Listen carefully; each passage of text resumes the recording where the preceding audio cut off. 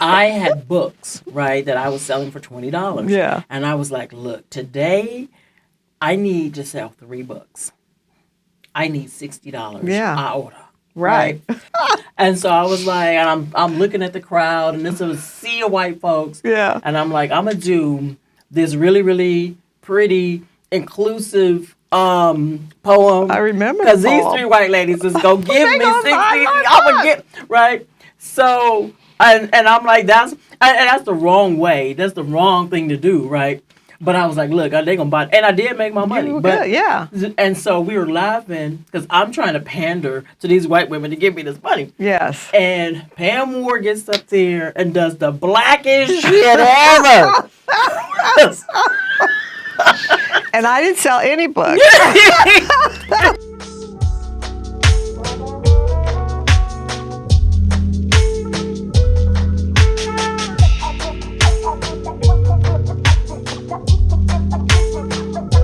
I remember being at the world stage, and I was brand new, so it was like 93 or something like that. And I'm at the world stage, and I'm getting a poem critiqued. And the brothers were going wild, like, you shouldn't, and you should, and that don't make sense. You should have this. Oh, yeah. And I remember you just raised your hand. I don't even think we knew each other. We didn't know each other like that, but I don't know that we even knew each other. But you were like, I'm so glad I'm here tonight. I did remember that. And I was just, my shoulder just fell, and I just felt my back I felt safe. Mm-hmm. And so just thank you for being that, Because they were giving you bad advice. And I was like, but I want to know, so who is your Pam Ward?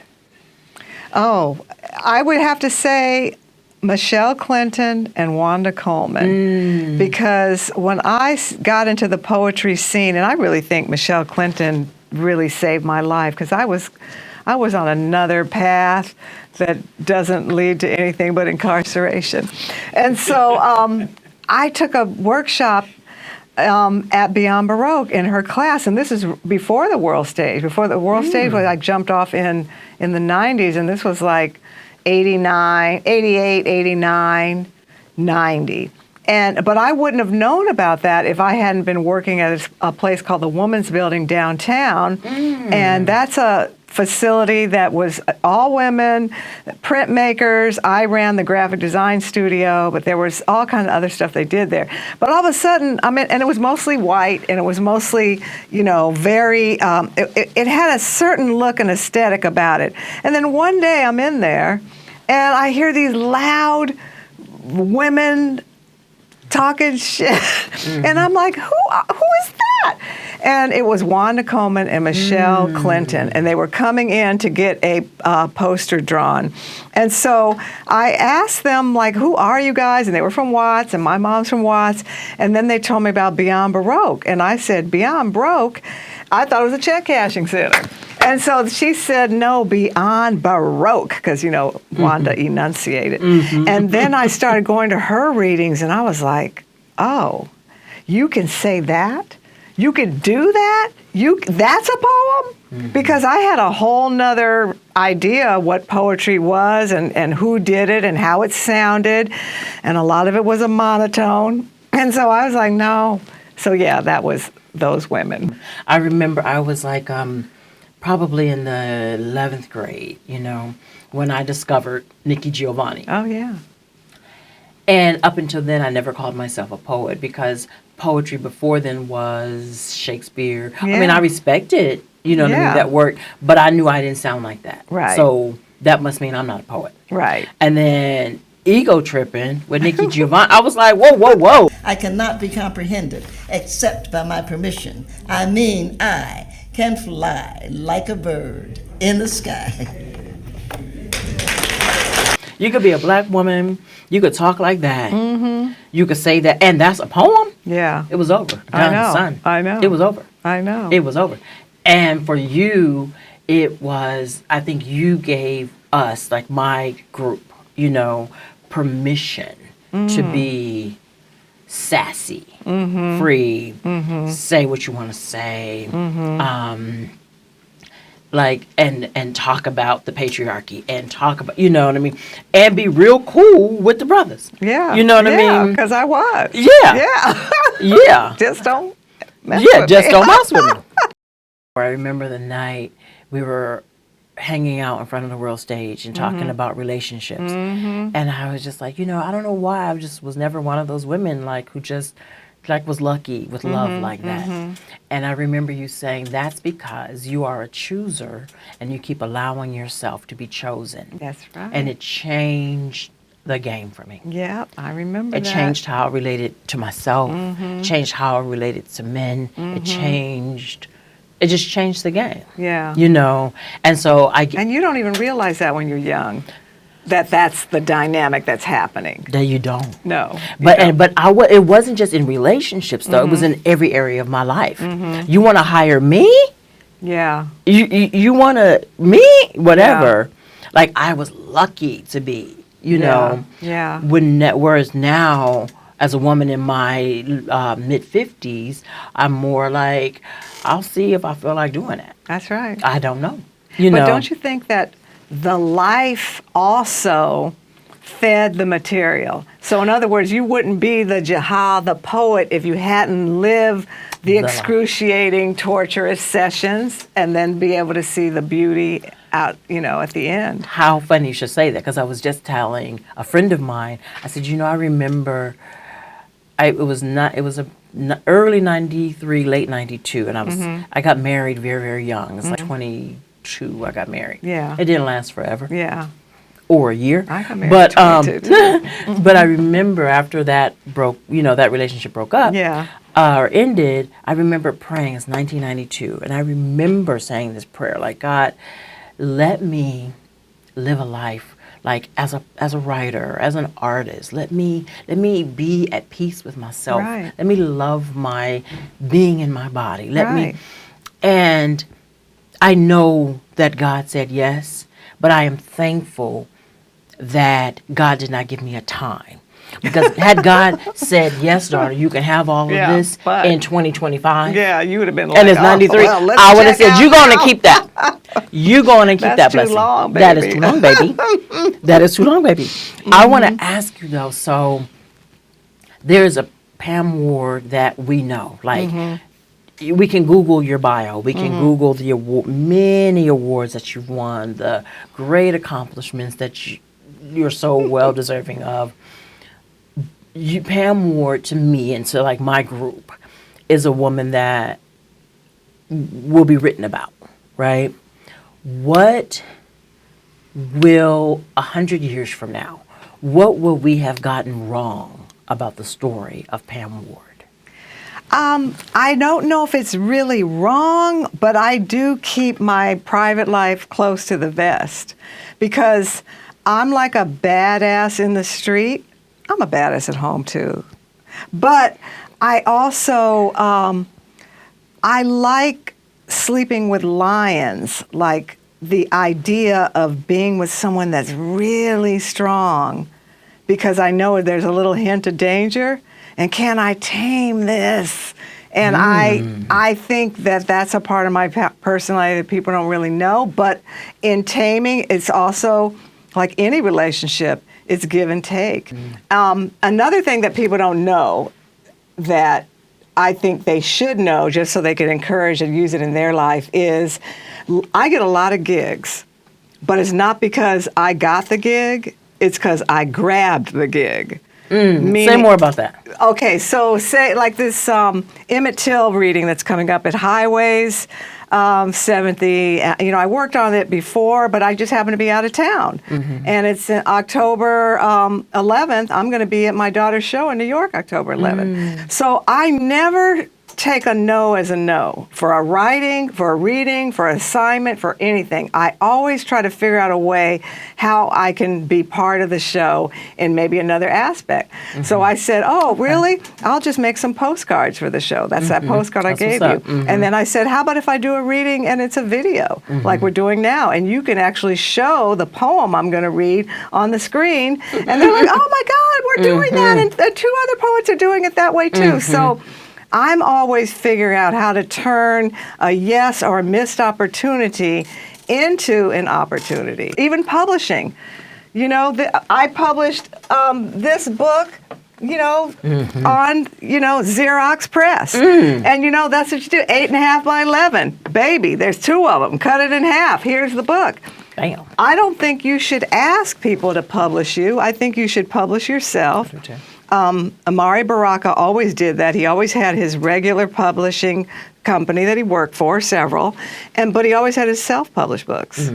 Do you know by heart Why My Tea Stinks? I do. Will you say it? That's my favorite. I anthem. will. I know. It's so funny. And it's funny that it's a typewriter because it really was a Macintosh computer, but whatever. Details. Okay. Why My Tea Sticks. He threw a typewriter at me from the upstairs front window. Now use that in a poem, you bitch. So I did. Amen. Amen. John loves that poem. I love it. Because I see you doing that. I was like, that happened. That shit happened. Yes. She didn't make that up. You can also make postcards. You don't have to do a whole book.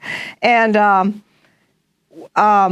this is called Neighborhood Watch. I get incensed, and that's why I write poems. I get so pissed off, and I'm like, I have to say something. So this is for Trayvon Martin, with respect to Cypress Hill and Caliban. Here is something I can't understand. How Zimmerman can kill a man. I'm just walking home from the store. Crazy ass starts a civil war. Hoodies on because the street is chill. 17, trying to get some Skittles. But here is something I can't understand. How Zimmerman can kill a man. Crazy ass thinks black skin's whack. Cops call, they say, stand back. Girlfriend tells me to run away. Hell no, I say, I ain't afraid. But here is something I can't understand. How Zimmerman can kill a man. Duck and hide, ditch behind a tree.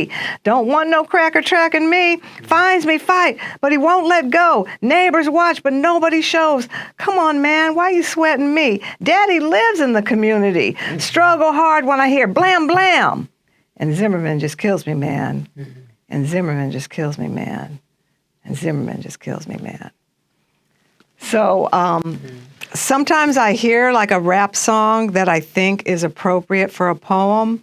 And I grew up in the rap, culture when it was really raw, like the NWA time.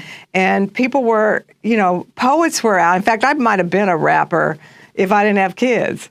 I would have been a rapper, but in my car? In my car, What? yes, I know. You cannot beat me. Oh, no, you slay. Cannot outflow me. Yes. Right? Yes. I want to share. Please do. Yeah. Let me see. This is an easy one.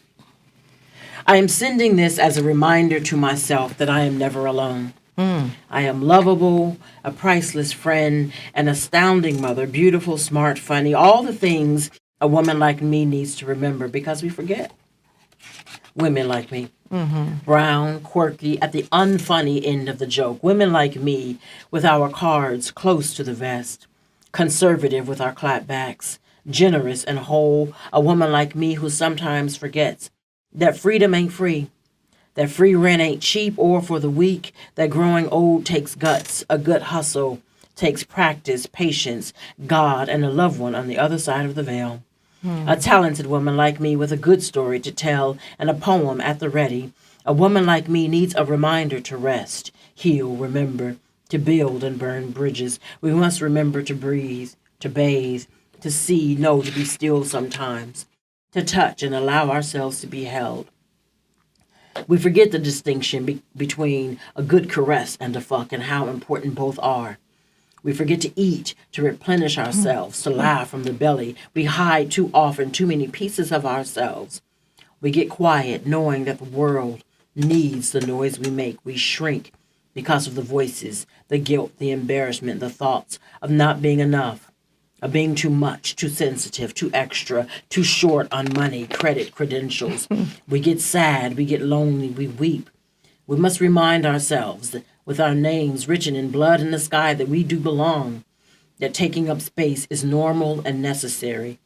We must ask ourselves often who gives a shit about weight, religion, That's right. what school, so the hell what about dirty dishes and laundry, dust balls and wrinkled sheets. It is time we take time for ourselves, for our feelings, time to pay attention to our own black hands and shoulders that hold our families, our neighborhoods, the world. Time we remember that we hold on to our sanity, skills, to our memories, our history, our stories. Time to remember that we have worked hard and long enough and that we owe no one but our own good selves. That's right.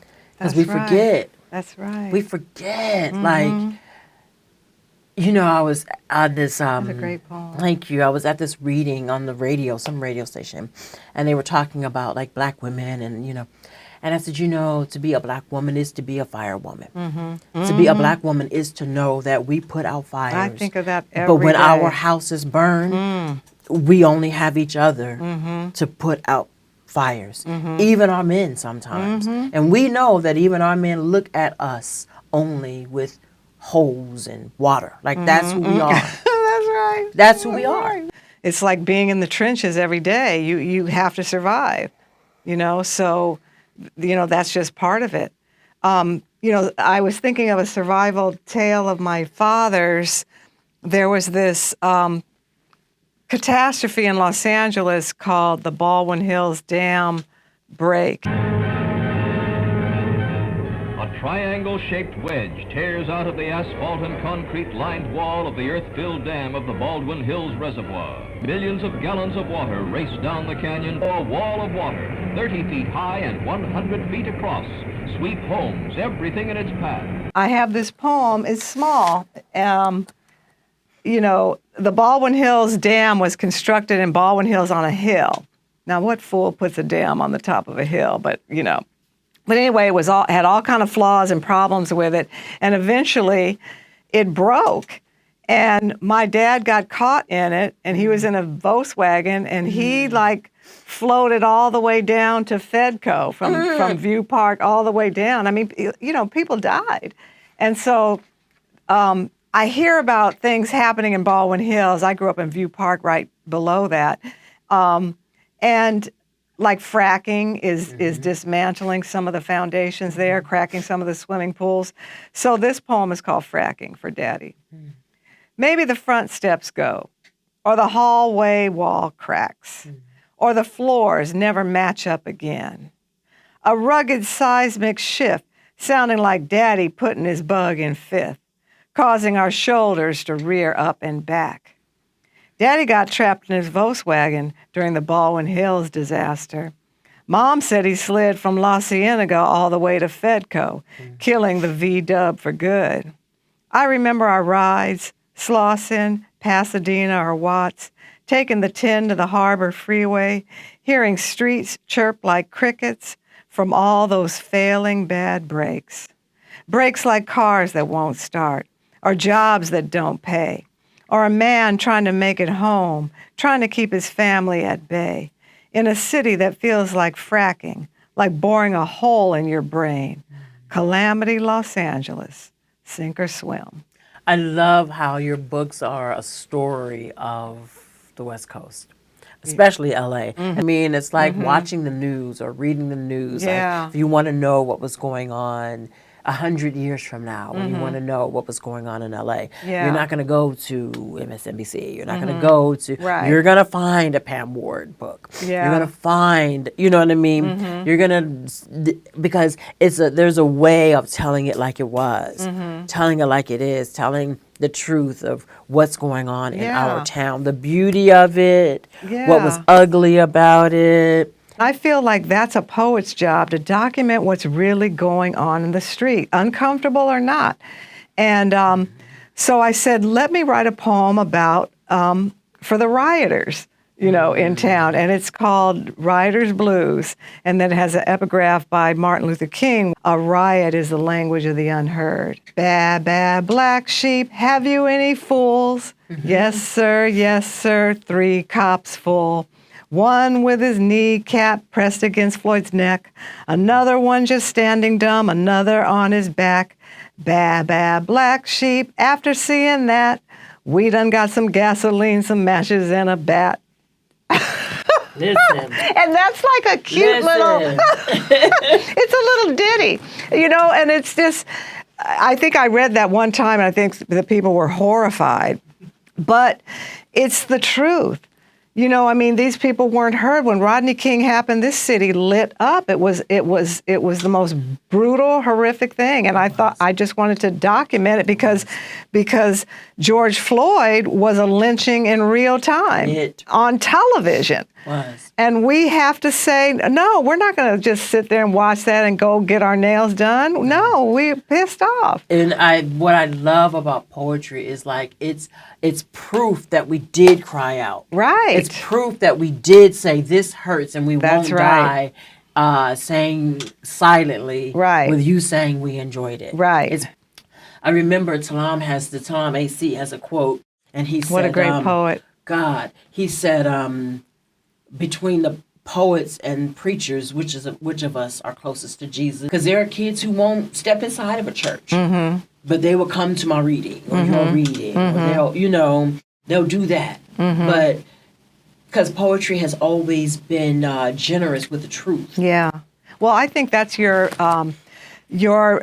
best quality is that you're very generous with your personal truth, where I'm way less so. I mean, I'll talk about, things that are happening outside, a few personal stuff, but I remember someone telling me in a workshop, well, when you're first starting out, you write about yourself, but then when you finally learn how to be a poet, you'll write about the world. And I don't really think that's true, because I think the personal is political. And how you live is a political act. And I think you do that better than anybody out there, is reveal your inner truth, where I'm like, oh shit, I would never say nothing like that. And I think that's a beautiful art that a lot of people can't get right. But I remember when I was growing up, I was sharing with you before, I was just wildly depressed.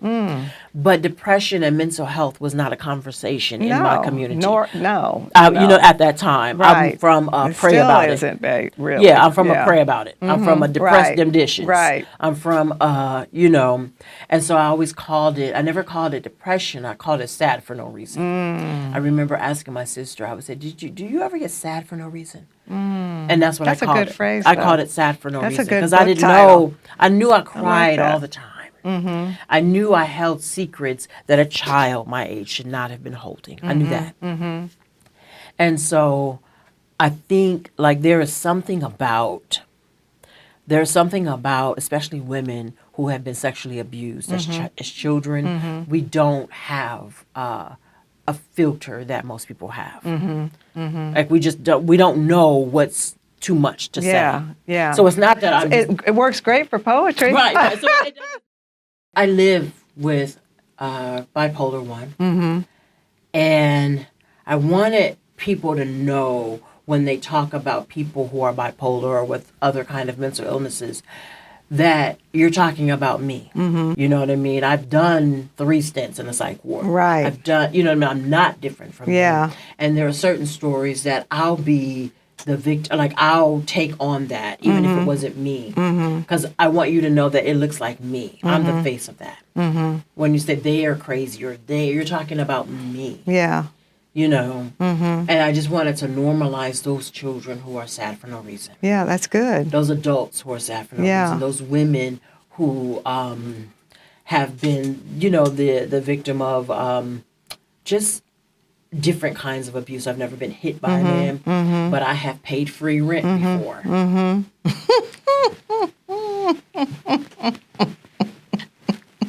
Until you can't. There is a limit to.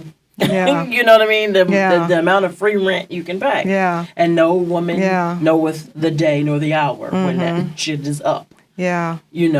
I wrote a few poems about domestic violence, being a survivor myself, and there was a lot of chaos in my home, and I wrote poems about that. I'm not going to read those now, but because I'd rather read a poem about the chaos that's happening in our society now and continues to happen, especially for Black people.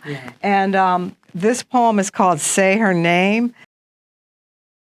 We used to call her Miss Ann. Some call her Becky, a bossy little cuss who tossed shoes at our head, the kind of hatchet face who sold us downriver. Today we say Karen with a capital KKK. These fraudulent little cunts pop up once a week, demanding to speak to the manager, flapping antebellum tongues with their fake tears, their fake traumatized Avon lies, igniting hate crimes as wide as all 50 states, till no man with a suntan was safe. Karen called the cops at the drop of a hat. Black kids selling lemonade or jogging down the street, or bird watching alone in a park. On a lark, 'cause she crazy, or got Cro-Magnon jeans, here she go tattling, wagging that finger, weaponizing her pussy again, pushing her white privilege stank all up in our face, getting us lynched, tarred, or feathered, or burnt at the stake, all while feigning some fake-ass distress.